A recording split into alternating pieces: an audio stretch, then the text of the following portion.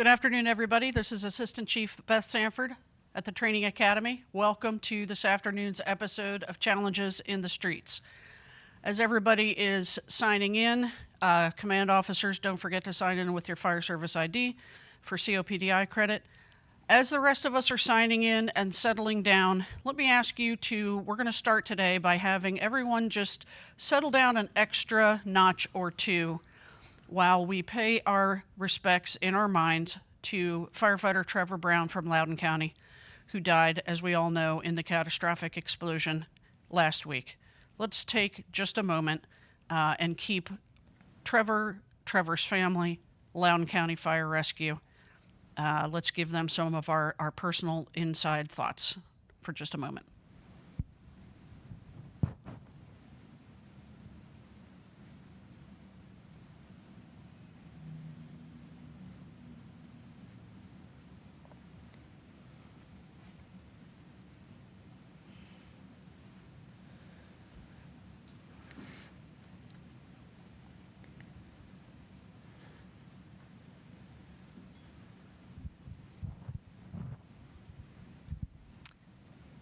Okay. Thank you for taking that moment with me. Today, we are going to have some EMS conversation together. So we have behind me, if you can see me, I think you can, we have Battalion Chiefs Ben Kaufman and Tim Burns, and we have firefighter Jennifer Cha from the best, better than all the rest, Station 8 A Shift. They're going to talk to us about some EMS topics. They're going to specifically bring us up to date on some new things happening in EMS. And also, we're going to have an opportunity to engage EMS mythbusters. So if you've got, some urban legends or things that you've heard somebody else say, because in the fire department, we love to talk about things that we've heard someone else say one time or another. Now's your opportunity to type those into the chat, and we'll see if we have time to get to answering any of those questions. So we're really happy to have folks here today from the EMS section to share information about, what we spend most of our careers engaging in, and that we all, of course, are, striving to be the best that we can be, the best of the best. Sorry you can't all work at Station 8 on A Shift.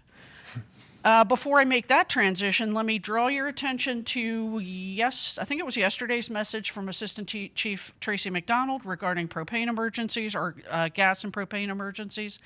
There's some excellent information in that document. Again, we kind of sometimes tend to just get blind to poundfrs.all. It's easy to do. We're all human beings. This is one, pause what you're doing. Don't have any distractions. Make sure you're reading through this with some good attention. There's great information there. Doesn't take long, but it's so important. We've had quite a few of our own incidents. We've got there's surrounding us nationwide been a lot of catastrophic events involving explosions and propane, gas, etc. Please take a few moments, not right now, because right now you're in CITS. After this, take some time to review. If you've already read it through, do it again and share it with somebody else. And let's make sure that we're doing the best we can with respect to propane and gas emergencies. Let's see. A shameless plug for instructors, right? You saw an email from me yesterday, another pound FRS all that we tend to be blind to, but please don't. If you've kind of been there's an idea nagging around for you to be an instructor here at the Training Academy, now's the time. Take the step. Come on forward. We really need and want to have some additional folks become part of the team here at the Training Academy as lead and adjunct instructors. This is not a call for full-time staff people to be assigned to the Academy. It's a call for people to become trained and certified as adjuncts or lead instructors during either your off hours or on a detail basis. But we'd love to have you. The first step in the process is attending a skills weekend. It's actually Friday and Saturday, March 7th and 8th or 8th and 9th. It's Friday and Saturday. So please, I really strongly encourage you, if you've been thinking about it a little bit, sign up, come see what it's about. It's going to be a good opportunity. And then the last thing I'm going to leave you with before I turn the mic over to my friends behind me is just a friendly reminder. CITS, Boss Talk from the command post. One of the things about this program, these programs, that is special is that we don't do a lot of scripting, right? We have a general idea of what we're going to talk about. Tim and Ben have, they've got some talking points today. It's a little bit more scripted today than we normally are, particularly when we're talking about, when we're reviewing a specific event. Please keep this in mind. Part of what we're trying to achieve here is just unscripted, genuine conversation between folks who were present together on an incident. We don't always get it right. We're not trying to always get it right. Well, I take that back. Erase that. We are trying to get it right, but we just don't because we're humans, and sometimes we don't get things right. As you're listening, as you're participating with your shift on your own, please keep in mind that this isn't scripted and that sometimes things come out of our mouths that are either inconsistent or not 100% on track. This is unscripted. The way to keep it flowing and keep it genuine and good is to allow us to have that opportunity to go, whoops, I maybe need to go backwards and correct something I said. I might realize that there was a gap that I need to fill in, whatever it is. Please keep that in mind. We don't always hit the nail on the head, and we expect that everybody listening here is going to be able to take the things that are said here in the spirit that they were intended in, which is, let's be the learning organization that we say we are. And part of that means that, sometimes we don't always get it right, but we're here and people are putting their best foot forward and standing in front of you to try to make that happen in a positive way for the department, right? So that's kind of my little reminder / disclaimer. And that's all I have. Welcome again. I'm going to turn it over to Tim and Ben and Jennifer, and we'll see you later on. Take care. Thanks, Chief, for the intro and a couple personal asides along with some housekeeping items before we turn it over to these guys to get started. To go along with the tragedy in Loudoun County and the explosion, we like to talk about usually some current events in Montgomery County, some fires that have happened, significant EMS calls, whatever the case might be when we get started. Obviously, that incident is, it's national in terms of the impact that's been felt to the fire service. But I'll just talk, again, a personal note on that for a second, that I've been extremely proud of a lot of the stuff I've seen internally that have come out of that. There's been a lot of really constructive and good conversation in the stations and on social media, frankly, and none of it is involving questioning policies or procedures or what happened or didn't happen. It's all been based on self-improvement. I've seen suggestions and people talking about SCBA air consumption drilling, Maydays. If you haven't listened to the Mayday audio, Truck 611's officer gave a fantastic Mayday under extreme duress. People talk about practicing Maydays. I've seen videos, one on DC that was being shared on social media, them looking at the capabilities and limitations of the pack tracker when an SCBA is submerged in water, and something I never even thought about before. Being trapped in the basement, potentially getting submerged by hand lines flowing. We talk about how building materials impact the pack tracker all the time, but I never even thought about, seeing how water impact. There's a pretty huge impact when you see them dunk that thing in the bucket of water. So I've seen a lot of really good stuff, especially from people inside our organization. Again, just focused on self-improvement coming out of it, and organizational improvement, company improvement, which I think is really awesome. So I just wanted to point that out, and I was really impressed by all that that I saw. Housekeeping-wise for this episode, we're scheduled for 60 minutes. Again, if we go a little bit over, we go a little bit over. We're not tied to that, but that's what we're shooting for today. As Chief Sanford said, use the link to sign in for COPDI credits if you are a certified chief officer. I already saw in the chat that it was posted in there. If you have any questions, please throw them in the chat. Again, we'll try our best to get to all of them, filter through, and we'll inject them where the most appropriate part is in the conversation. So if you're a station watching, I already saw a couple. Please let us know which station you're at and how many people you have watching. And I think that's about it. So we're going to get it turned over to Chief Kaufman here and Chief Burns to go over. Basically, they're just going to give us a system update, right? Kind of what's going on within our organization in EMS. Talk about some new equipment coming out, some new trends, some new things that's probably going to be coming to the forefront here shortly, and then get to our mythbusters and kind of question and answer portion. So. Chief, yeah, before we get started, I wanted to take a moment to thank Jennifer for being here. I basically cold called her. I looked through the roster of who was working, and before today I didn't know her, and I just said, hey, would you come on? And she initially was a little bit nervous about it, but then she stepped up, more so than the guy from Battalion 1 that I called. So I guess in this case, Battalion 3 is leading the day. And I just thank you very much for being here. Station 8, this place is great. That's how we go. All right, thank you guys very much. We're going to go through an EMS system update. I could probably talk for 2 or 3 hours. I had to pare this down just to get what I think is the most important stuff that's impacting us these days. Then we'll go through some clinical care enhancements that are coming up, and we'll get into the mythbusters. So on the, if we can get to the slides here, I'll go over the organization of the EMS section very quickly. Just as a refresher, it might be new to some people, but Assistant Chief Ogren, we're under operations. Assistant Chief Ogren is our section chief, and Chief Burns and I work side by side with one another. I am responsible for the EMS supervisors, and I am liaison for the hospitals. So a lot of what you hear me talking about today will be interactions with the hospitals and what we expect of the EMS supervisors with regard to hospital turnovers, et cetera. And Chief Burns can talk about a little bit about what he does with quality improvement. Yeah, so in my shop, I have the quality assurance captain, the quality improvement captain, and I also supervise the folks working at EMS 700. Ben handles the day-to-day, how things go on the floor with the EMS 700 folks. I'm responsible for more of the general personnel oversight with that position. And then I also do innovation, policy writing, protocol writing, all of the sort of administrative functions of the EMS section sort of split out into my shop. Ben is sort of where the rubber meets the road kind of guy. So we have 3 EMS supervisors now, 2, 3, and 4, on the covering the whole county. EMS 4 covers Battalion 1 and 4. EMS 3 has all of 5 and part of 3, and EMS 2 has all of 2 and the other part of 3. They each have 2 hospitals that they liaison with that are in the county, and then they handle out-of-county hospitals as their geography lends itself to. I want to talk a little bit about our call volume. So this is last month's call volume, January.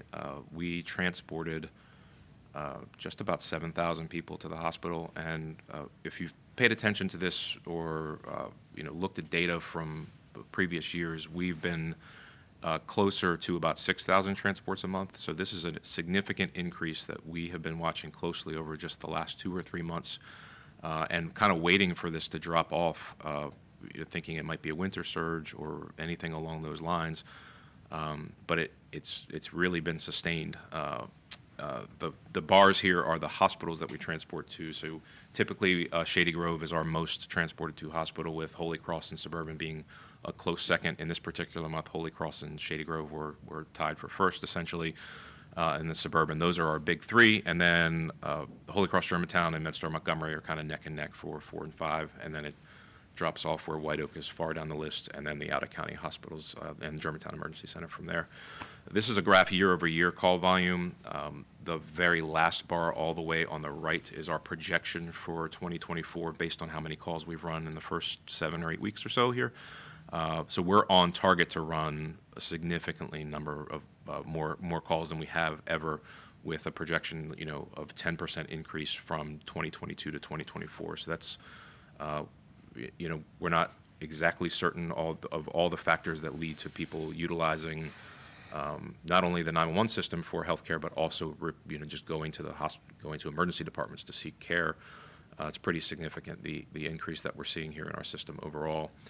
I found this quote from a journal article that says emergency departments, and I'll say by extension EMS, have a gap-filling role for flaws in other levels of healthcare system, being one of the only resources that are always available to individuals, and that's what we do, right? We're always there for people when we call. A little bit of big picture stuff here, that Maryland, in terms of the time it takes to get care in emergency departments, Maryland is by far the longest, the last state. We're number 50 in emergency department wait times.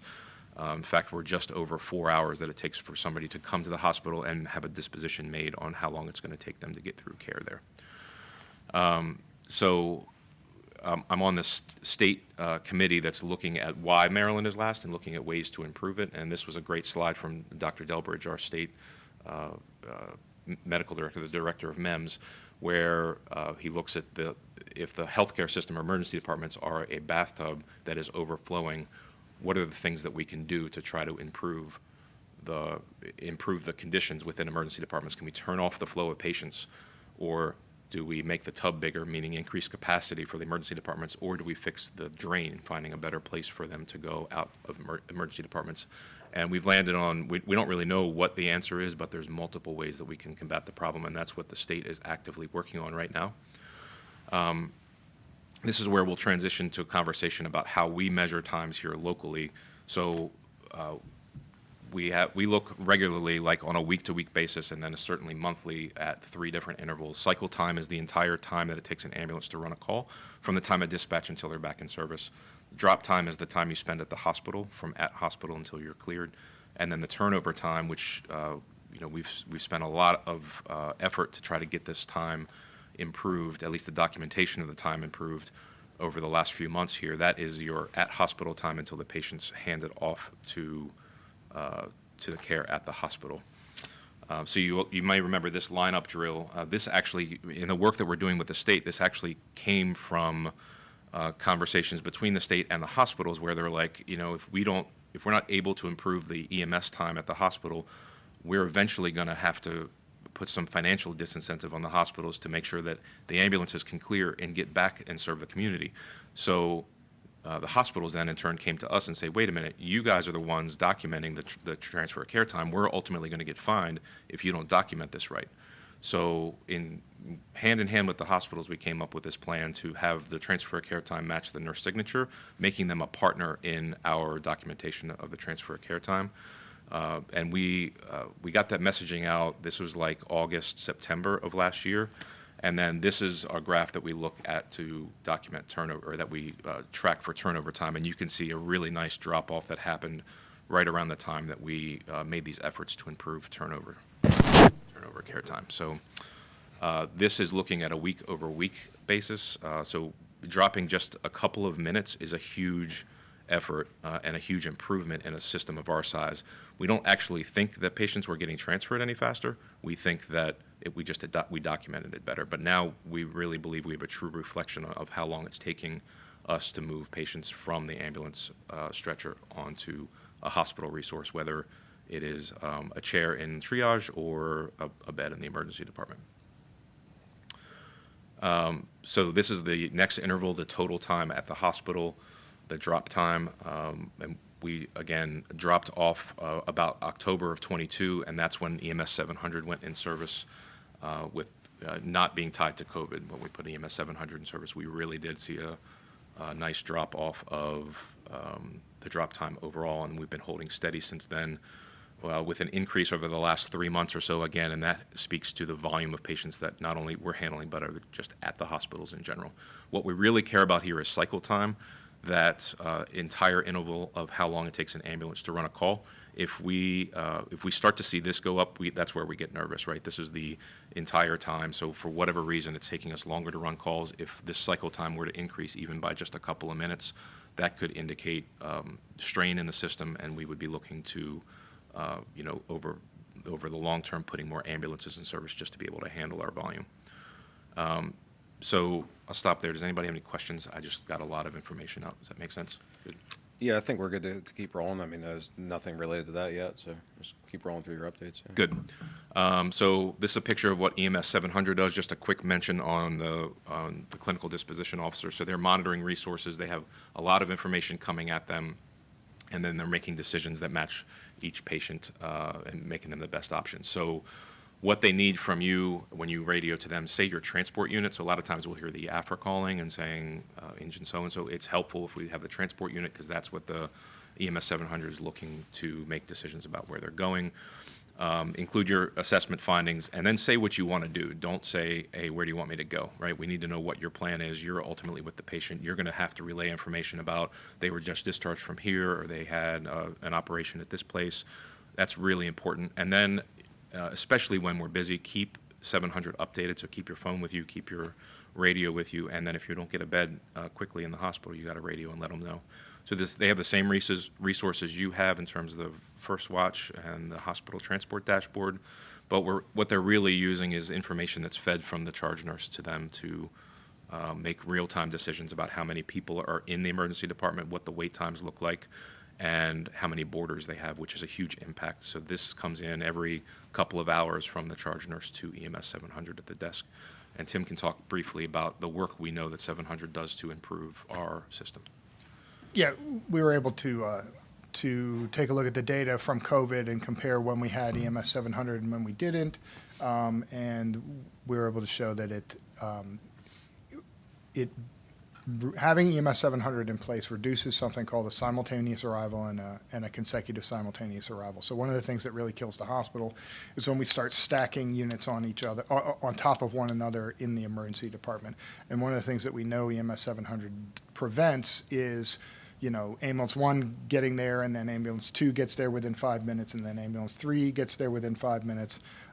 So we did a bunch of data analysis and got this published in Pre-Hospital Emergency Care, but to a certain extent, you're going to have to take our word on it. That EMS 700 does what we intend it to do.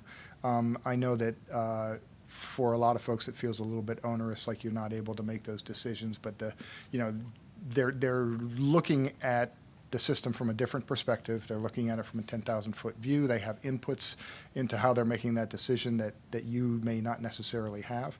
And really, they're looking to confirm a decision that you're suggesting, right? I'd like to go here. I'd like to go to the GEC with this patient. Well, I just sent 3 ambulances to the GEC. How about you go here? Or, yeah, that sounds good, right? We never want you to just cold call EMS 700 and say, where should I go? It's a collaborative decision. If more like, hey, yes, I'm confirming what your idea is. It sounds good. Yep. And there was a question that came in kind of related to that, and not specifically related to the disposition end of what EMS 700 does. I think that's pretty clear and evident with the statistics. But the question is related to where's the, and I think I know the answer to it already because it's probably fluid. But where's the line in terms of EMS 700 making clinical decisions for a patient? Is there like any kind of hard and fast guidance, or is it more just depending on the case by case? They're not they're not medical consultation the way if you're calling a hospital, but the EMS supervisors, it's kind of like them. They're not there physically, but if they have information about what's going on the scene there, they can step in and say, it sounds like you're dealing with X and you should handle it this way. And they're not giving direction about how to do that, but I'll give you an example. I was 700 one day and a crew calls up and says, we have a baby who had an allergic reaction and to whatever, and the pulse ox is 80. Where do you want us to go? And I said, it sounds like you have a critical patient there. You need to call for some help and think about what you're supposed to do for an allergic reaction. Said that over the radio. So, yeah. So obviously they're not going to give you medical direction, but they are going to help you if they can see something bad coming down the tracks. They're going to try and help you, get back on the right path. We QA the decisions. They're subject to the QA process just like anybody else. So if you have an issue where you think they gave you bad advice or you didn't like what they were doing, reach out and have us take a look at it, and we may have a conversation with them that says, hey, look, they had made a decision, right? We always say, did you make a good decision based on good medicine and good information? And if you think that they're arbitrarily contradicting what you're trying to do, that's a problem. If they're trying to correct a situation that's medically inappropriate, or if they're trying to avert some problem, then that's what we want them to do. It's just like the EMS duty officer being on the scene, that they're there to offer advice and counsel. They're not there to interfere. Specific to the 700 interactions, when we do have like a discrepancy one way or another, most often it comes back to the crew not giving us enough information to make good decisions, or giving us a little piece. So I guess the long and short of it is that they're not going to give you any kind of definitive clinical direction that you're bound to listen to by any kind of rule of law, or so to speak, right? Because the primary care provider is still on the scene, but they're just going to offer those suggestions as if they were on the scene, basically. I think it's unless they were taking over patient Yeah, care. but if they do take the time to interject on something, it's probably pretty important. Sure. Yeah. I want to talk briefly about calling the hospital and why or calling the EMS duty officer when you have to wait at a hospital and why we care so much about this. So we don't want you standing there waiting for a nurse to take a report or tell you where to put the patient. In an ideal world, we would move in and get a bed assignment immediately or go straight to triage and drop people off. You are not being productive to the organization, to the community, to yourselves, to your crew when you're standing at the hospital. And we as an organization have taken a stance that it's not appropriate for us to be doing that type of work. We've set a boundary at 30 minutes, and if you get beyond 30 minutes, it's time for some action, and that starts with you calling the duty officer at 30 minutes to let them know there's a problem. We do have system checks in place to kind of alert us, but a unit at a hospital is a normal for 30 minutes is a normal occurrence. So we don't know if you've already moved patient care over, you're cleaning up, writing a report, or you're still standing there waiting. So it's important to give us a heads up at 30 minutes, because if it gets to be an hour plus or even 90 minutes, and we're behind the 8 ball, then trying to clean up a mess that we could have gotten ahead of. Ultimately, if we don't keep on top of this, again, we're going to need more ambulances just to meet the needs of the community. And I think it's intuitive that would decrease patient satisfaction to be laying on a stretcher. So every single time I meet with the ED leadership, I tell them we're not going to normalize long wait times. EMS crews don't work for you, and always look for opportunities to send patients out to triage. And it affects our providers too, or as much as it affects the systems. Like as a company officer, like personally, like I want to know if you're waiting. Like, yeah, call the EMS duty officer first, but then call me. Like if I can bring you food to the hospital or whatever, like help you, because I know I see and I hear about all the time how these drop times are affecting the providers and the people that work for us. So at least me, from my personal standpoint as a company officer, like let me know too, so I can try to help you out, at least from a personal standpoint. And I hear from people, oh, well, what's the duty officer going to do? There's clearly no room here. Everybody's working so hard, and they don't want to necessarily upset their friends who are the nurses they're working alongside. But the duty officers have relationships before that we get to a point of crisis. They can set boundaries and physically go to a hospital, and if they are unable to get the patient in a bed or otherwise situated, there's an escalation process. And we don't want to get there, but we do have a process to get that patient moved over, and we're not just going to stand there forever. There has to be a guardrail there somewhere, and if ultimately we have to move that patient to another hospital, we would get there. But that's going to be coming from Tim or I, and in conjunction with emergency department leadership. Just a reminder about directed triage. Really works to decrease total time at the hospital and overall cycle time. So this is just last month. We tend to see the use of directed triage increase when we're busy. So we 7.3% of our patient population is pretty decent, and you can see a really nice drop off to the total cycle time, median cycle time under an hour. That's great. Again, it's kind of intuitive. These patients are lower acuity, less to clean up, less to write, but getting in and out of the hospital quickly is really important there. A couple of slides on the way we try to stay in touch with people. Communication's hard in this organization. We're very large and we're moving very quickly. We have clinical practice guidelines that come directly from Dr. Stone that is really focused in on specific things beyond what the Maryland Medical Protocol does that is unique to our operational environment. And then we have 5-minute drills, which I hope everybody's familiar with. We have sticking points that's targeted towards ALS clinicians, and we have a Hot Topics for EMS podcast, which I'm kind of hit and miss on getting them out. I'll go a couple months, but right now we're in a stretch where I have like a recording with really cool guests like every week, so you'll see some more episodes coming out. Customer satisfaction scores are very good. This is feedback directly from patients through a text message survey that they get, and we get these results just about immediately, and we're consistently very high marks on customer satisfaction. We really try to honor people doing good work, so we have an EMS Awards coming up over the 3 shifts between April 22nd and 24th. I think, and Megan Horrell does a great job leading this effort, and I think she said we have like over 30 cases coming up in just a couple months to work through. And I know that recognition is appreciated. That people see that hey, you guys are doing an excellent job. When I say you guys, the department is doing an excellent job recognizing people for doing really well in EMS calls. It's the greatest part of my job. I absolutely love doing that. I mean, I tear up like telling these stories, and then you have the patient there, you have the call taker there, or bystander who did CPR. Yeah, I mean, when I was at headquarters, I went down one day for one, and just like hearing some of these people's stories, it's amazing. Like you're hearing from people that were Tremendous clinically amount dead. of fantastic work going on. Yeah. All right. That was a lot of information to get out. I want to move into kind of talking about what's new and what's coming down the pike. So We have a lot of irons in the fire. Some of this is geared towards ALS, but it's important to make the department aware of the things that we're working on that you might not see, but it's, you know, things that are going to come out and improve clinical experience for patients. The first thing is iGel, which is a supraglottic device that replaces the King airway. Do you want to talk a little bit about this? Sure. So we were sort of forced into this. It was one of those things we looked at over the past few years. We thought this would be great to switch our device, our supraglottic device from King airway to this laryngeal mask airway, and then we were forced into it because there turns out we were sold a bunch of airways that weren't FDA approved in pediatrics. So we had to real quick, almost overnight, pull the supraglottic airways that we had for pediatrics, and this is the replacement. So basically we're correcting a problem that started probably last summer sometime.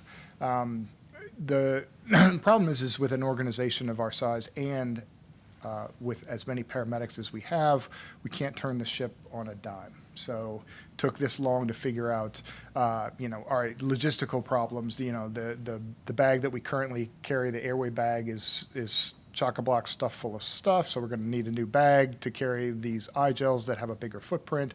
Now we're going to have to train everybody. We listened long and hard to what everybody told us about the IV pump rollout. We wanted to do a sort of a trial period with the EMS duty officers, see how it went with them, really fine-tune the training, get that dialed in. So we are almost at a point. So right now the EMS duty officers have been trained and they are carrying iGels, and the training academy has done a fantastic job with the training for that. That has been refined. We're almost ready to switch over, but that involves everybody physically attending a class where they can learn about the device and practice with it, and that's 400 and some paramedics. So within the next month or two, we will be ready to go live with that. At that point, all the paramedics will receive training on the iGel. They will get a new airway bag that has this new deployment and the iGels in it. So very close to being done on that one, but it's something that we're looking forward to. Jennifer, you ride a medic unit, right? So do you have any feelings on the King airway? Have you ever had any experience with the iGel? I actually did just run a cardiac arrest where the duty officer put in an iGel. It seemed pretty simple. Yeah, sometimes those King easy. airways can be difficult to get in the mouth and get past, so we're hoping it's a little bit easier for you guys. I did have a question. Why did we move from the King airway to the iGel you mentioned briefly? Yeah, so we were carrying the Kings for a long time, and we had all the sizes to go from the kids all the way up to the adults. And then we received a letter from the distributor. Well, we received a letter from the manufacturer that said that there was some issue with FDA approval, but they didn't say we had to pull them off. And then the distributor sent us a letter that said, there's a problem with the FDA approval in the pediatric sizes. We're recommending that you discontinue their use. So at that point, we got some bigger heads in the room from the state and the state EMS medical director for pediatrics, and they recommended that we stop using them. So that's why you saw the pediatric King airways come off, but we didn't have anything we could rapidly deploy in the pediatric sizes, so we've been under a time crunch to get you guys some sort of pediatric supraglottic airway, but we wanted to do it right, so that's why we piloted it with the duty officers, so now there's at least some capacity to do a pediatric subglottic airway, and then once we can get the training dialed in, and then we'll get it to you guys, and you'll have the new airway. Just because you brought up the IV pumps, you said that you trial ran it with a couple duty officers prior to pushing it out into the field, those IV pumps? No, we had a lot of conversations about how we were going to deploy it, and we did not want varying levels of care. We could have, looking back on it, we could have deployed the IV pump to the duty officers, but we didn't feel like it would get enough use, right? The majority of the times that you're using the IV pumps are times when the duty officer's not there. It's not always cardiac arrest. Why it works with piloting it with the duty officers is piloting the supraglottic airways is the most of the time that you're using the supraglottic airway, the duty officer's there. So that's a good test bed for that. We're talking about the new CPAP device, right? And doing a pilot with stations 15, 8, and 25. High utilizers of CPAP, and you guys are likely to get some really good hands-on and give us some good feedback about not only the device but the training you receive. But we did not do that with IV pumps because we wanted to get them out there, and we didn't really find the niche market where we would get enough uses out of it before moving it countywide. It was not a popular deployment method. I will take the beating on that one, but I think it got us eventually. It was rough those first few weeks, but I think folks are by and large more comfortable with the pumps now.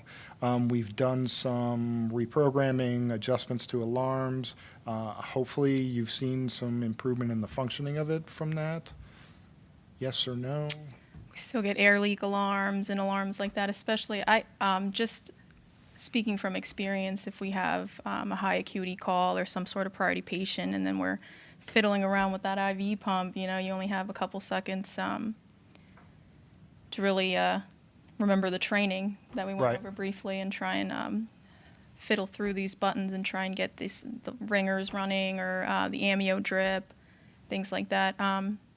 So I think personally there's still a couple things, just with the alarms that go off, or when you set the IV pump and you go and try and manage the airway or you manage the medication, things like that, and then something's beeping from across the ambulance. It just takes you from the route you were headed and the actions you were about to take, and then just kind of veers you off, and you have to pause and take a second and go and adjust the IV pump so that it's not so angry with you anymore, things like that. So when you do go and investigate the alarm, is it an erroneous alarm, or was something actually wrong?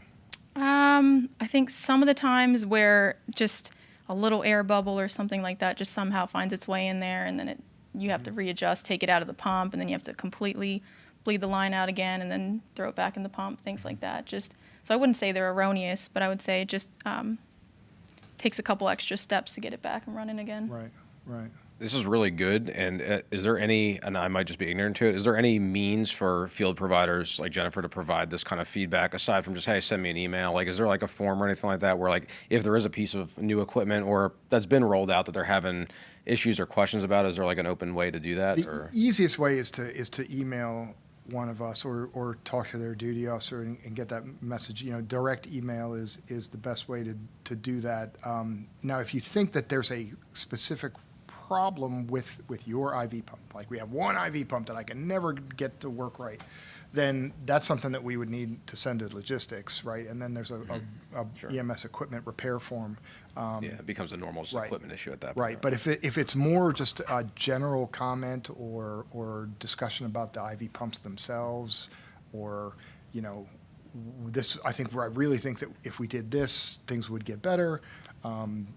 Then that would just be an email to one of us. Okay. And so we know about it, right? But don't do nothing, right? That's the worst, because then we don't ever have any idea that there's. This is a hot topic, and we talk about the IV pump performance weekly. I have conversations with the duty officers regularly, and they're not attending all the calls, like Tim said, but when they're there, I'm like, how's it going? And I get feedback like, yeah, people are getting really used to it, and they're speeding through the programming like far faster than I could. And but when we talk specifically about alarms, there's an escalation from here. If it is a problem, we can turn off the alarms, but then we're balancing patient safety against inconvenience, or we don't have enough people, to manage the, like you said, you're moving to something else, then you get distracted by an alarm. Should we just turn the alarms off? There's a way to do that, but it's going to have to be a calculated risk decision if we get to that point. So. Right. Yeah, like one little air bubble is not that big of a risk. Where the big risk is that there's it's just continuously pumping air, and you don't realize that the tubing's empty. So yeah, it's definitely worthy. We've already discussed it, right? When we made that interim step of, all right, let's turn down the sensitivity of the alarms. One of the things we talked about was, well, do we just completely turn it off? And, you know, I think that's probably the next step. But, you know, we would need to know, we would need more feedback from folks. We need that information. Tim talked briefly, going back to the slide about innovations here, about the new CPAP. So we got a lot of feedback about how cumbersome the yellow box CPAP devices are. So we had people who took it upon themselves to offer some alternatives to us, and we looked at those devices. There's a lot of new technology here, much simpler setup and streamlined to deliver basically the same care that we're doing with the current setup in a much easier way. So we're going to pilot those in the next couple of weeks. We'll get rollout to the medics at 8, 15, and 25, and that will be a standalone device that will keep the same complement of CPAP equipment, but this is a separate circuit that sits by itself in a bag that if you're trained on the device, you can pick it up and handle a patient who needs CPAP on your own there.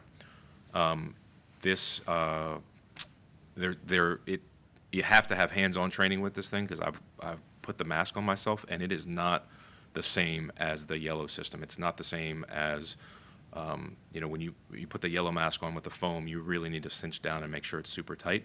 It's counterintuitive in this mask, but it's very, very lightly sits on the face, and it's got this little cushion of air almost, and it's really comfortable. But it's different than putting your SCBA mask on or putting the yellow mask on. So we need some hands-on time there with people. But if we time all this out right, and you guys who pilot it like it will be able to do that blue bag with the iGels, the new CPAP, and get all that rolled out at the same time. So really important work for the feedback from the people in the field who are doing this type of stuff. So top center there, that is a unit of whole blood. So we're working through agreements to get whole blood supplied to the county that would be carried by the EMS supervisors. A lot of logistics and moving parts with getting whole blood. It's one of the most controlled things in medicine. It needs to be kept very, very cold, so there's a cold storage process, there's an accountability process, but the benefit of having blood at a patient's side who's critically ill and hemorrhaging is absolutely life-saving. So we're not on the cutting edge doing this. There's about 300 EMS agencies around the country who are doing it. They've kind of worked out all the kinks, so we're learning from what they did process-wise and taking that and applying it here. So in Maryland, the state police have blood on the helicopters, and Howard County has blood in their supervisor cars. So we're actively talking with them, a bunch of people in Northern Virginia, and just from all over the country who've been doing this for a lot of years and trying to get that in place here very quickly. We have a target date of July 1st of this year. A lot of moving parts, though. You want to talk about ventilators for a minute? Sure. So one of the things we look at very closely is return of spontaneous circulation after out-of-hospital cardiac arrest. And then the big get is neurologically intact discharge. And consistently, for all of our patients, we get about a third of cardiac arrest patients back. That's all comers. Anybody from the asystolic patient in the nursing home to the 40-year-old guy at the treadmill who goes into VFib and gets defibrillated in 30 seconds. So if you take them all together, we get about a pulse back on about a third of them. Now, as far as who walks out of the hospital neurologically intact, that's about 6% right now, 5.5% to 6%.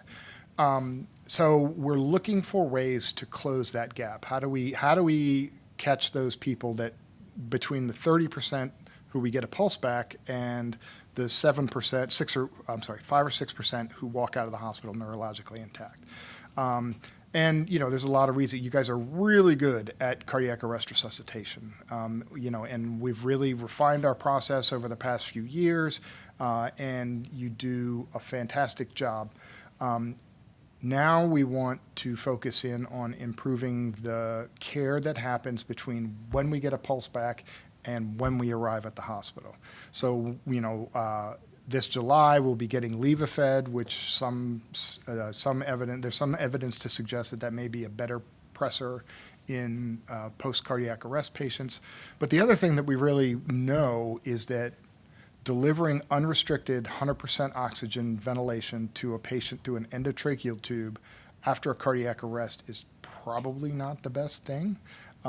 So we were able to purchase ventilators for the EMS duty officers, and these are not like the transport ventilators you see at places like 15 and 32 that are designed to do, the chronically ventilated patients. These are a little bit more sophisticated.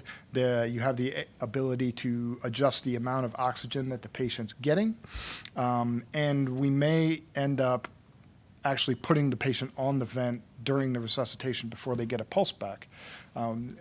And it's all about controlling the amount of ventilation that the patient gets, so we're not blowing off all their CO2 and messing up their chemistry, and restricting the amount of oxygen so that they're getting the appropriate amount of oxygen, and particularly after they get a pulse back, being able to dial that back from 100% to what they truly need to maintain normoxia. And we're hoping by doing that, we'll see some improvement in brain function as they go along. We know we're throwing a lot of complex stuff at you. This will be limited to the duty officers, and there'll be familiarization training for the field providers. But we're really adding a lot to the clinical care that the duty officer brings to the scene, right? A couple of years ago, we added the ultrasound. Now we're talking about adding whole blood and the ventilator. So really increasing the benefits that they bring along with them when they show up on the scene. A couple other things going on. If you're an ALS clinician, you've seen the survey request from Lieutenant Lerenard here. He's actually assigned to EMS2 on A shift, but he's here on a long-term detail at the academy, working on rebuilding the ALS Con Ed program. So please participate with that. You'll see a lot of changes coming.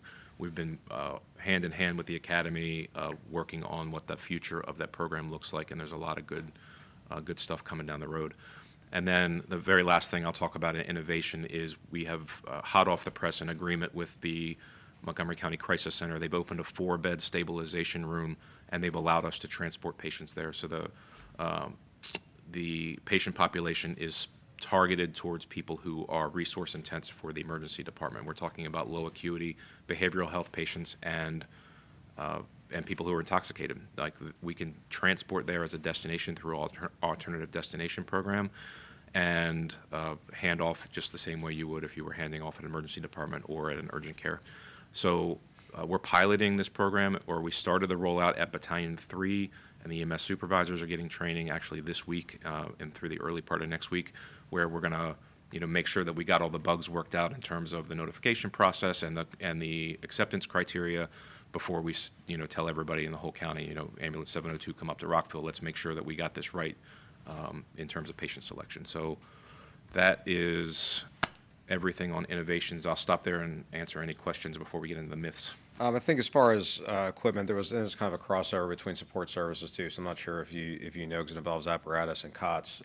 Is there a plan? It was mentioned that there was a plan to retrofit other EMS units with the power load cot systems, older units. Do you know if that's still a thing, or would that be something better for? It's definitely an apparatus question. I believe Alan said that at the end of the year, with the new ambulances that are supposed to come in, all of the Front lines will be. All the front lines will have power load. There's no intent to put power loads, I think, in like the 16s and 18s. I don't think. We could try to get you an exact answer. And I figured that was. There's another side of this too, because the bariatric equipment only works in the furnace stuff. So you have to have an older cot marry up with if you actually have a true bariatric patient that exceeds the capacity. Some consternation over that also. There a couple there times. is. So. Okay. Very good. All right. There are some more questions, but I think they'll kind of maybe segue segue into yeah. the mythbusters. So. Okay. Let's get going. And housekeeping item, we are going to run long, and I'm okay with that because we're having a good conversation. It's good stuff. So Sure. if you need to get off at 1400 or whatever, go ahead and log off. But we're going to keep going until we're done. Awesome. Great. I need to get my patient to definitive care. We've been saying for about 3 years now that there's a lot of things that we can do on the scene, and we're trying to bust the myth of The patient's really sick, I need to load and go. And this was like part of EMT training that's been beat into our heads for many, many years. Identify a patient who's sick and load and go. Really comes down to a question of what is definitive care, right? Well, it's in the protocol right here, and it says this was actually Lieutenant Newman pointed this out to me a couple weeks ago. The definitive care, it's defined in the very opening statement of the protocol here. Our job is to get the patient to definitive care, but Well, it you defines say, it defines what our job is. It doesn't say what definitive care you is. say we're definitive care. Well, so in certain circumstances, right?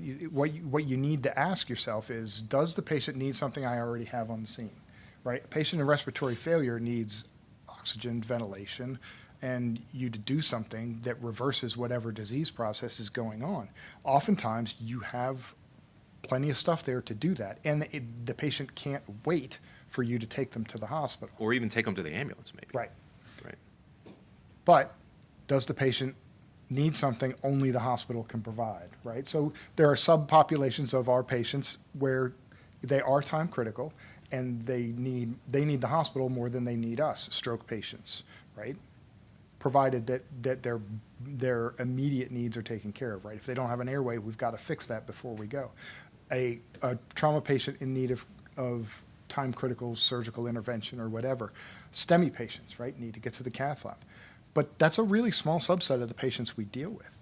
A lot of times, we'll see cases where the folks in the field had everything that the patient needed and failed to deliver it. And when we asked them, what was going on, why were you moving so fast? Why didn't you give the patient the things you carried into the house and then carried back out without giving it to them?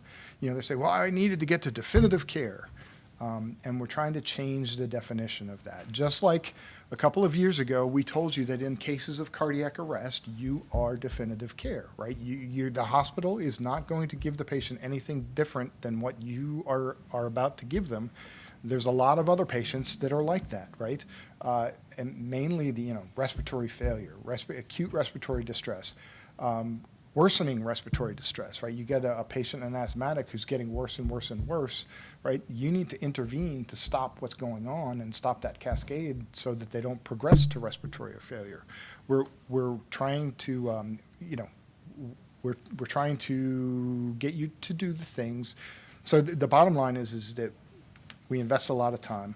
We invest a lot in training you. We invest a lot of time, money in equipping you. All we need you to do is to do the things that we trained you to do and sent you there to do, right? We as EMS leadership have faith in you to do those things, and we expect you to do them. So that's the bottom line of that myth, right? In most cases, you are definitive care when you can deliver what the patient needs.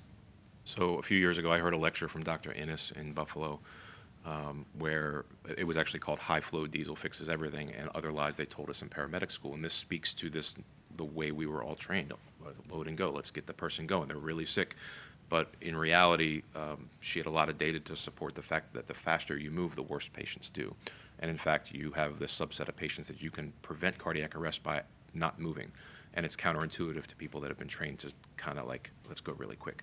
To the point that we actually put the critically unstable patient protocol to MEMS, proposed it, and it came into be 2 years ago at this point, right? Maybe.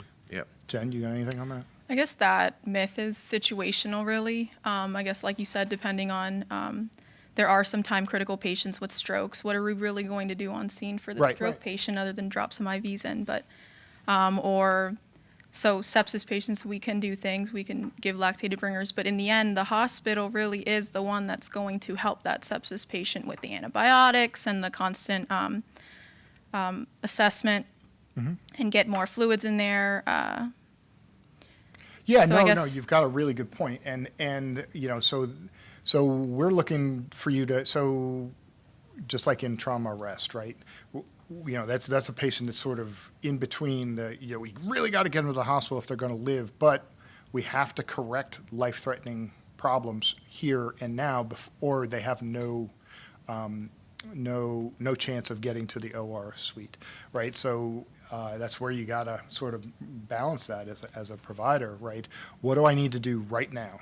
That, it's not, I'm doing this just because I can. I'm doing this because I think I can stop the disease process and keep the patient from getting worse. But you're right. It is a balancing act. In the case of trauma arrest, not just any hospital. Right. Don't roll your eyes. This is important. You got to go to a trauma center with a trauma arrest patient. Pet peeve over here.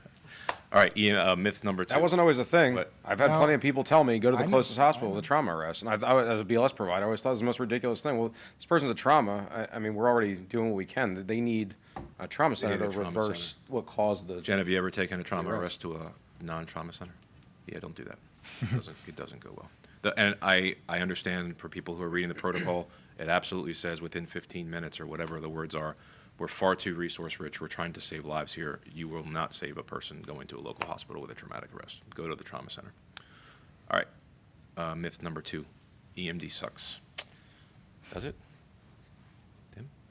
EMD, right, I was reading one of the questions. Okay. So EMD sucks. Hear this all the time, right?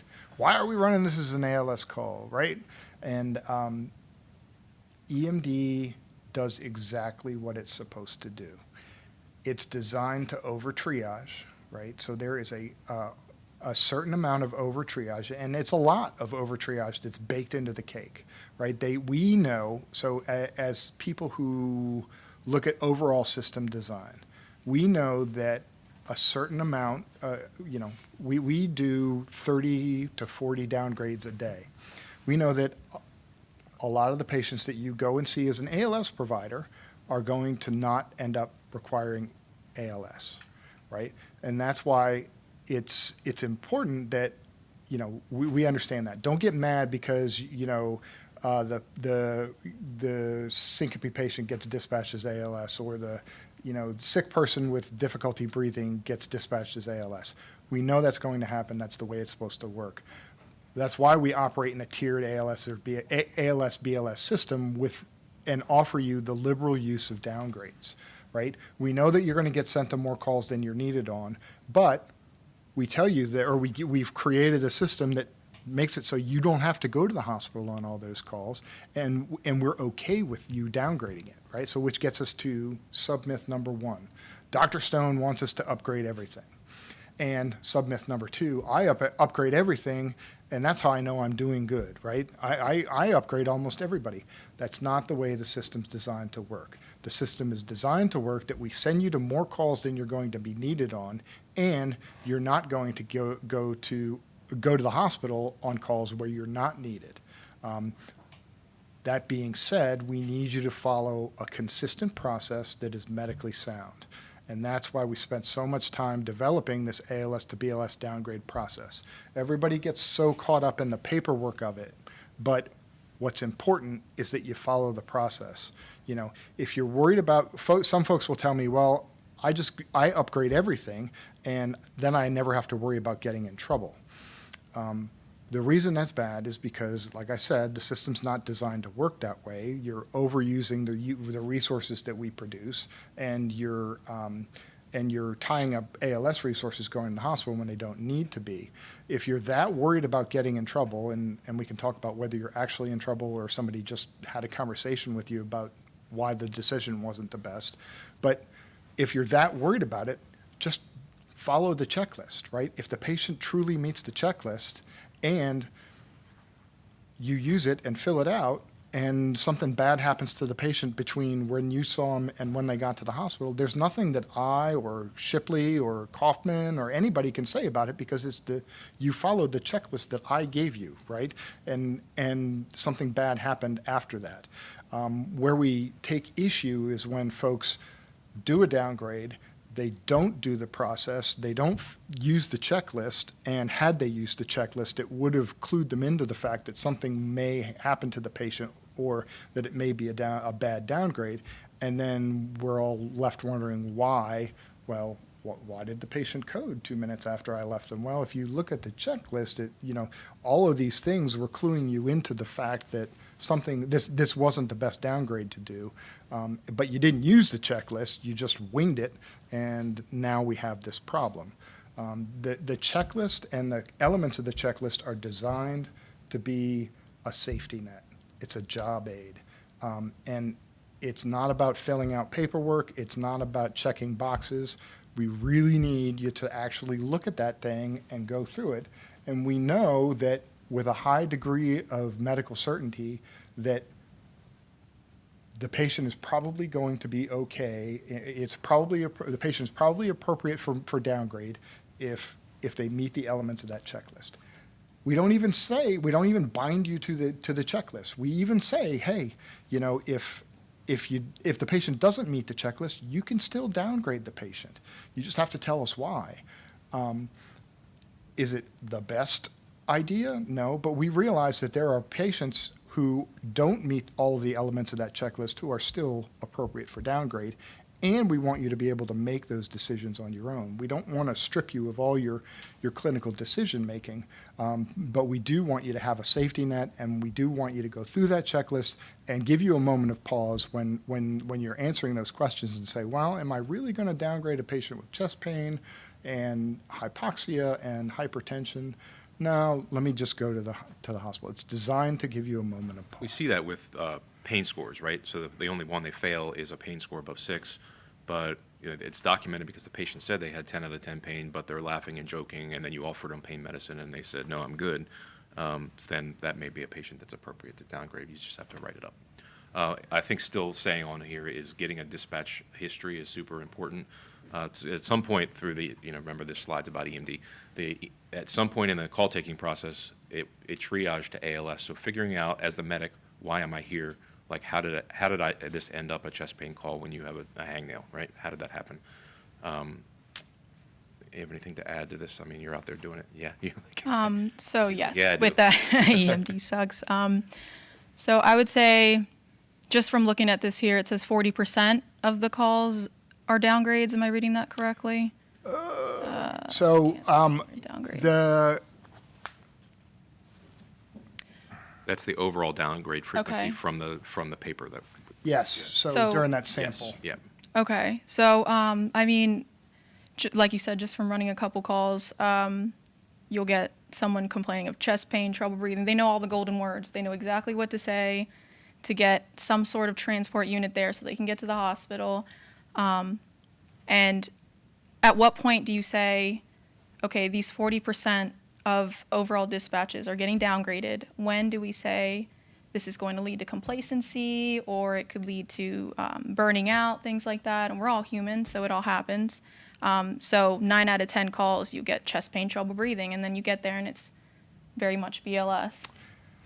So I don't know that there's any way you can get to a point where somebody calls 911 and says, I'm having chest pain and trouble breathing, and figure out a good way to differentiate over the phone that guy from the person who calls who's actually having a STEMI and calls and says the exact same thing. I think, you know, certain things are always going to have to be dispatched as ALS. Now, we do go through periodically and switch things, so we evaluate, all right, what actually happened on the call. Like, we'll take a specific determinant, you know, trouble breathing, 6 delta 1, and we'll look at, all right, of all the patients that were dispatched, how many of them were transported, how many of them got ALS interventions, and that's where you see periodically we move things from BLS or ALS to 1 to BLS, or ALS 2 to ALS 1. Or BLS hot to BLS cold. That's another big move. So if we're moving to responding routine, virtually all of our alpha calls now are routine. That wasn't just us winging it. We looked at outcome data for those EMD codes and said, we're not doing any critical interventions on these calls. There's nothing time sensitive about this. It's unsafe for us to drive with lights and siren. Let's back off.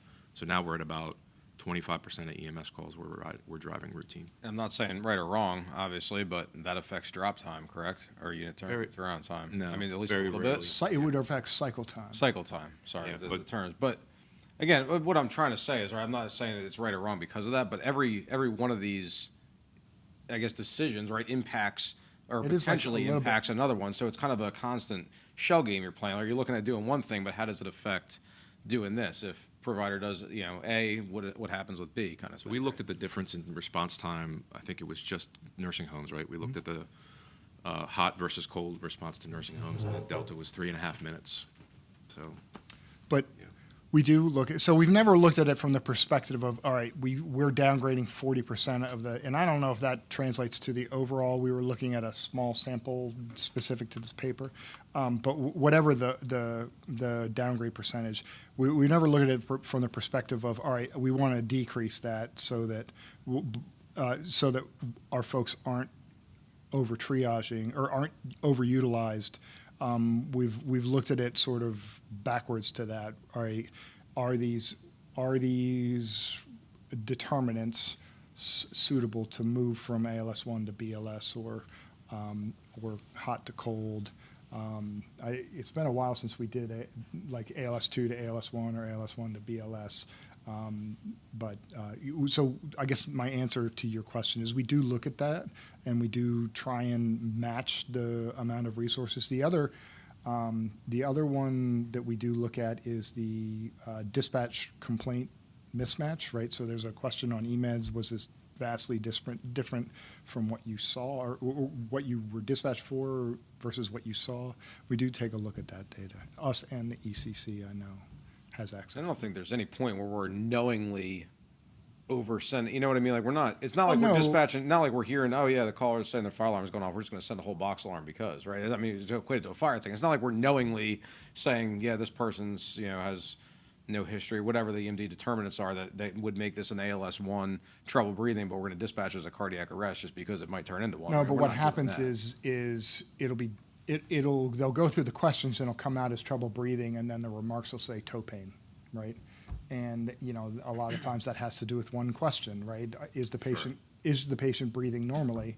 And they say no for whatever reason, and then it gets over there. At the end of the day, it's a computer, right? I mean, it's a scripted call taking process, and they can't deviate from the script. with predetermined outcomes. Yes, and that's designed to produce consistency, which is can be good and bad. The consistency.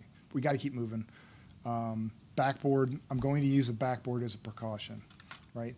This is EMS dogma. This goes back to even when Ben and I started, right? Everybody got a backboard. You needed a really, really good reason why you didn't use a backboard, and you had a backboard until proven otherwise, right? Backboarding is not benign. There is no evidence to support their use, and there is significant evidence to suggest harm, right? So where we want you to be as you go about your daily lives is you must have an indication to use it rather than needing an indication not to use it, right? So back in the old days, I had to go through 18 different tests to make sure that it was okay not to use a backboard. We want your default position to be, all right, if the patient meets they've got a distracting injury or they've got neck pain and a significant mechanism of injury, I'm going to start with a collar, and then it's going to take something definite for me to go to that extra step and put them on the backboard, and that should be rare, right? The indication for using a backboard, GCS less than 15, or not able to ambulate, or I can't move my arms and legs, right? Other than that, the vast majority of our injured patients should get a collar set up on the cot, and that's better for them. It's more physiologic. It's more it's less apt to cause harm. all right, this was yours. Using a job aid is a sign of weakness. So we've put a lot of information out, and there's just far too much to remember. I think it's unreasonable for people in real time to recall. I think the protocol's close to 500 pages long, and there's things that have to happen scripted in a certain way, in a certain order every time, and this exactly mirrors the aviation industry for using checklists. So we've added checklists for VL process, right? For intubation, we obviously use the downgrade checklist regularly, and we've put hand heavy in everybody's hand with the sonophone, right? You have access to not only all the protocols, but like weight-based dosing for medications and equipment. So is it a sign of weakness to not to be able to recall everything you ever heard and learned? Plus, we're pushing all this new stuff out. I don't think so. You wrote busted on this one, yeah. Yeah, I mean, when we were going through paramedic school, right? I can remember, sitting around regurgitating ACLS algorithms and drawing them from hand and trying to remember all those doses. Pediatric doses, we had to know all those. I remember when I got checked off sitting behind Station 20 with Adam Pegler, and we basically went through the entire protocol book, and he made me recite it. We're not looking for that anymore. I don't know if that's how you guys do it. We're looking for you to use these job aids because it's very important that you get it right and then the right the first time. But Oh, I agree. I think Hands Heavy is a very good tool to have. It just prompts you with everything you need to do, and then it uploads into the EPCR when you need it to. Keeps everything in one program, so you don't have to fiddle around with the protocols, things like that. And similar to what you were saying about the pediatric doses, if I'm a mom, so if I had a provider and they were unsure about the dosing that my child would get, I would absolutely want you to look at the correct dosing and make sure that that's right. Same thing with ketamine. We don't want to underdose, we don't want to overdose, things like that. We want to make sure it's absolutely correct. So I really don't think it's a weakness. I think it's I'm glad you brought up helpful to have. ketamine. It's a by-the-book medication every single time. I mean, I did a podcast with Dr. Buzzy a couple years ago on ketamine. He's like, I'm doing this all the time. I look it up every single time I give it. We have 4.5 indications really for it with 2 different concentrations, all with different dosing. I wrote the slide. I'm looking it up every time I give it. No questions. We went over a little bit. I want to make sure we have a chance to answer any questions that are in the chat. So. Yeah, I mean, we have a lot of questions. I think some of them have kind of been answered. I mean, I do want to cover what we talked about earlier. I know it's not popular, but I've heard it. At least you guys probably don't want to talk about it, right? But I got to ask it because it's been asked to me. It's been asked in the chat. QA stuff, right? It causes people anxiety. Run the gamut. It affects individuals. It affects companies. Whatever the case might be. It was asked to me again in person, and then kind of in the chat.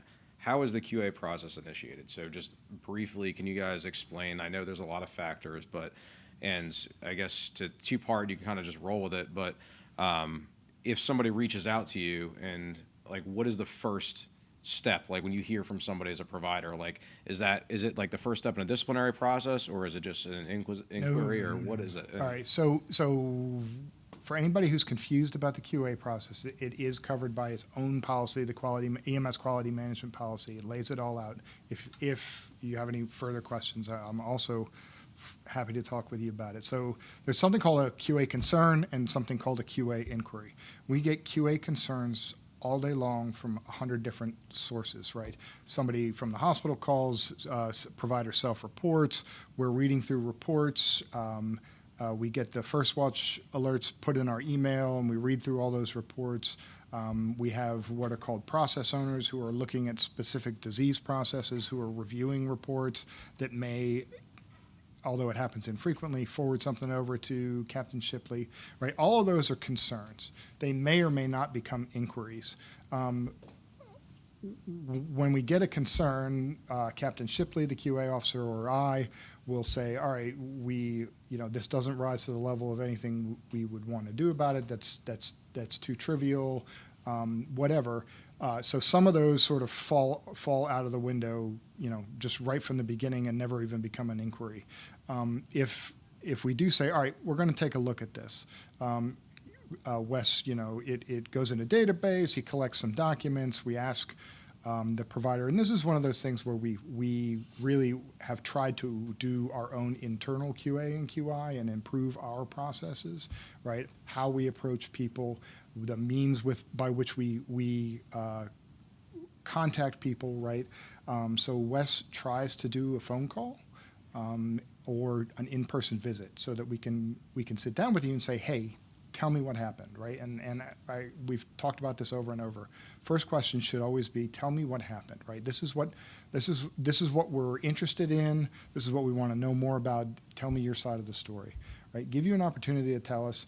And you've got to keep in mind the goal here is not, it's not to make you feel bad. It's not to punish anybody. It's not to take money from you, right? The goal is this situation A happened. We wanted it to go more like situation B. please do situation B in the future, right? Don't do A, do B. That's all that this is about, right? We don't take away birthdays. They haven't given me that authority yet. We don't take away money. We don't demote people. None of that, right? We're just trying to either align the care that you give habitually with what the protocol says or what Dr. Stone says or what our organizational vision of it is. We're just trying to align those two things. And we realize that people make mistakes, right? People are human. Mistakes are going to happen. Most of the time, it's not a big deal. What is a big deal is when you make the same mistake 2 or 3 or 4 times, right? Then we've got a bigger issue. But for the most part, it's Wes handles hundreds of cases a year. I forget the last count. It was he probably did 600 or so simple cases last year, the QA office, between him and his associates, right? And most of it is just that, a simple conversation. Hey, this is what happened after we talked to you, right? This is what we think happened. This is what we think should have happened. Please do what we think should have happened, not what you did. It's very simple. There are more complex cases, right? Doing the same, and that's what they're called, simple versus complex cases. Complex cases, defined by policy. All right, there may have been an opportunity to cause harm to the patient. Harm may have actually happened with the patient. There are other, prohibited conduct, some other regulatory things that go in there. And that results in a review by your peers, right? The medical review committee is just a group of peers. And then development of a more formal remediation plan that's delivered by the QA office. So if people are really interested in this topic, I did a podcast with Dr. Rob Lowe, who came into medicine from aerospace engineering. So he had a really unique way of talking about quality improvement, and it was in the interest of improving the organization. So we do talk about case-based review, or we have a conversation, or Wes has a conversation with an individual, but through those review processes, you realize that this wasn't an individual mistake, this was a system issue, and we were able to improve the system overall and make it better for everybody. All our clinicians, all our patients improved because we were able to do this review process. So having quality management, which is what Tim's job is the sign of a healthy organization, whether it's in aerospace engineering, any engineering, or medicine, right? This is just part of being part of a really healthy, organized, group of people. Right. We're talking about doing a lot of really advanced stuff in this system. And, the IV pumps and the medications that we're delivering, right? When we started, I would not have even thought that we would have ever gotten to the point where we're giving IV nitro and Levofed or carrying blood, right?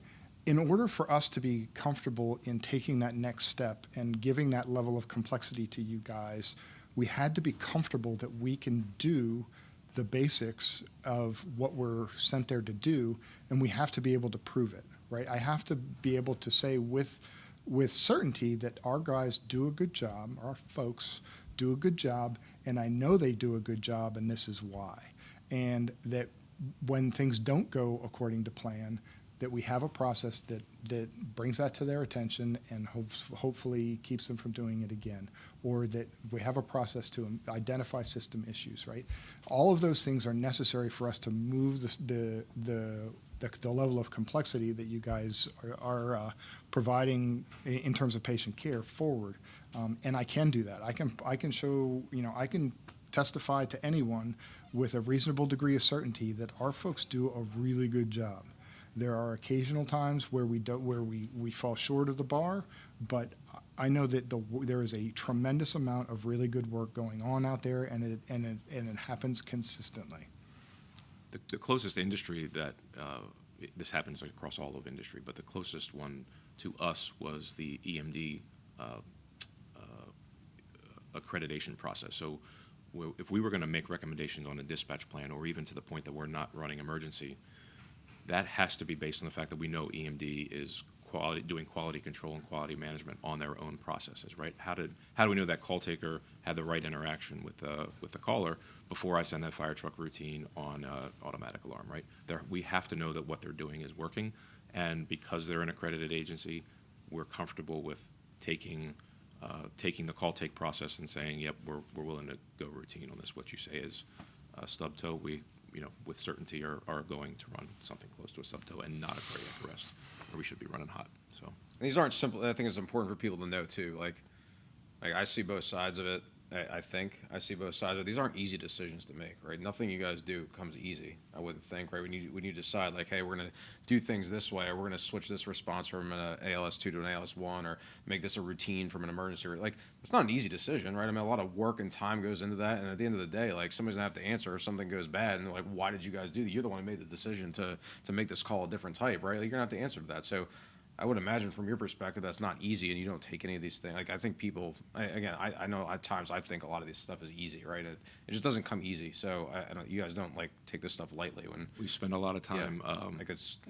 I don't want to say agonizing about it, but we talk all the time about this kind of stuff. And I see that, and it's again, I know that's not prevalent to field providers all the time. Me running calls or whatever, but I know that's not easy. So I think that's important to acknowledge also. There's a QA question. I was going to kind of like back off, Jennifer. So if she came to me, let's say, and was like, hey, she was on my shift or whatever, say, hey, Cap, I'm really worried. I heard from EMS and I think I'm getting, QA'd. I don't think I did anything wrong. Like, is it clear when she's contacted as a field provider if this inquiry is like potentially disciplinary or could potentially be punitive, or if it's simply, hey, we want to look and try to improve your. Nothing that we do is disciplinary or punitive, and so those are completely separate processes, right? There is a disciplinary process in the department that is handled by administrative services on the complete other side of the building, right? We don't, and they're very secretive down there. We don't know what they do. Everything that we do is centered around education. Now, there is a certain terminal point where we will, even in the worst case scenario, where we have no confidence in somebody's ability to provide the basics, those people get remediation plans, right? Sometimes they're really, really thorough remediation plans. And either it is possible that you can either decline to complete the remediation, or you fail the remediation, and now we're at a point where, all right, we've given you a chance to get better, and you didn't do it. And now you become more of a risk to the organization, to the patients, to your other providers. And we go through a decredentialing process. But even at the end of that, we're not the ones that take your money away. We just say, and it's really Dr. Stone who says, you can't be a paramedic. None of that happens overnight, right? That is a long, drawn-out process that usually occurs over years, right? Where it may start as a small issue, or 6 or 7 or 8 small issues, and then, we give you several small remediation plans, and then it turns into, all right, your 9th time, we had a formal remediation plan, and you did that, and then your 10th time of doing the same sort of stuff, right? And we get to a certain point where we can't incur the risk anymore, and you end up decredentialed. It's such a small part of what we do. Right, It's like tiny. But it's something that I know it's what people talk about, right? And it's what weighs on it does weigh on people, and I've seen it. So I want to now. Yeah. I guess more for my, It shouldn't weigh on people because it's never a surprise Yeah. to the person that it happens to. It's always a very fair process. It just causes anxiety when somebody Right. gets an inquiry. The person riding around on the street should not worry that they're going to make a mistake and have their card pulled. That's not how this happens, right? Somebody who makes a genuine mistake, and we've had people literally make mistakes that resulted in harm to the patient. I'm talking serious harm, and they never spent a day off the floor, right? It's a matter of how can we get the information to you, how can we get the information so you don't make the same mistake again? That's all we're trying to prevent. Now, sometimes with timing, we may say, all right, you're going to have to take a time out because we can't get to you just because of scheduling, people's schedules. We can't get to you until, a week down the road. So you're going to have to take a time out until we can deliver this remediation and close the knowledge gap. But it's all about closing the knowledge gap. The people who come to a terminal long-term suspension of their credentials, it's always a very, very long process, and it's never because they made a simple mistake. It's either making the same mistake over and over again, failure to remediate, right? It doesn't just happen. Yeah, and I almost wish we because obviously we're running out of time, we didn't close with this. So I know it is a super small part of what you do, and I don't want to end it on a down note fine. or kind of, you know what I mean? Because I know you guys do really good stuff. There's all this new equipment. There's you're constantly trying to improve the system. I just know that's one thing that is always, people are always talking about. It's always on people's minds. So I just wanted to make sure that we I think it's great to talk about. There's nothing hidden in the process. It's public. We try to push a lot of information out through that through that podcast with Dr. Lowe is a great way to think about it. I think Wes probably several hundred conversations a year with people that are just that. They're conversations, and sometimes it's done on the spot. Sometimes, all right, read this, you good, and we're done. And this is and I think a big part of this too is having open conversation, and so people know. Some people are worried, they don't know who to talk to, they don't know who's telling the truth, who's not. So hearing it from you guys, what you have to say, and then I think that goes a long way. So I'll give you guys kind of I guess one more just real quick if there's any other topics you want to hit real quick while we wrap up. But we did 90 minutes, but yeah, go ahead.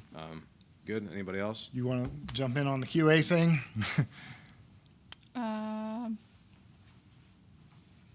As somebody riding the medic unit day in and day out, I would hope that you don't feel like we're breathing down your neck, waiting for you to make a mistake so we can pull your card. And if you are, that's not the intention. Yeah. Is the moral That's of the not the story, intention, right? That's exactly the opposite of the way we feel, right? We have confidence in your ability. We want you to go out there and do a good job and deliver the medicine that we see you guys deliver every day. If you happen to be contacted by Captain Shipley or one of the other QA officers, it's just a matter of we need you to readjust, or a lot of times it's, oh, that wasn't written in your report, right? It looked one way in your report, and we just needed to hear, how you had to say it. That happens so much. It's like, okay, I had a student writing, I should have paid more attention to what they were writing, and something was missed in, what was actually done versus what was written. And that's because we do a lot of report reading, and that's a big way that we screen for, okay, something might need to be adjusted. So. Gotcha. All right. Good. Oh yeah, I will say it does seem that way sometimes, that we always have a couple eyeballs looking at us while we're running calls. Yeah, no, and I guess what our hope would be that you're not afraid of those eyeballs, right? That you welcome them, right? Those eyeballs are there to help you, right? To help you not only get better, but to make sure that you don't make a mistake, right? Whether it's the EMS duty officer on the scene, right? It's just another backstop, another safety net that if we're asking you to make a lot of complex decisions and do a lot of complex care, it's another set of eyeballs to say, hey, did you think about this? Did you think about that? If Shipley or me or whoever reaches out to you about a specific call, it's not to get you in trouble. It's just to make you better for the next call. That's what we would hope. And we did have a bunch of questions. Obviously, it was good interaction that we didn't have time to answer.